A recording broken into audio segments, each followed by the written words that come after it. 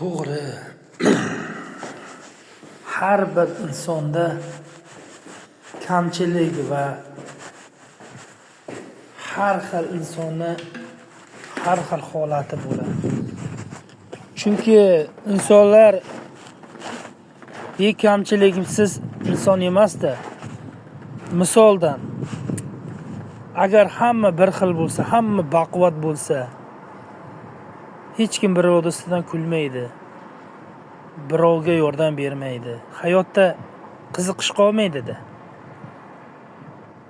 Nima uchun Alloh taolo insonlarni xuddi barmoqlarga o'xshatib yaratgan? Biri kalta, biri uzun,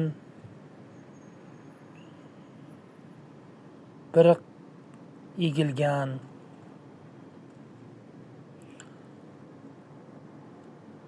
Chunki barmoqlar ham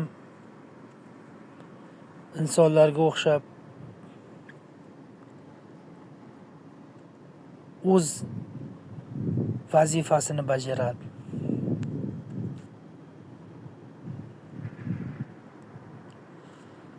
Shundayki, har birimiz o'z qadrimizni bilishimiz kerak.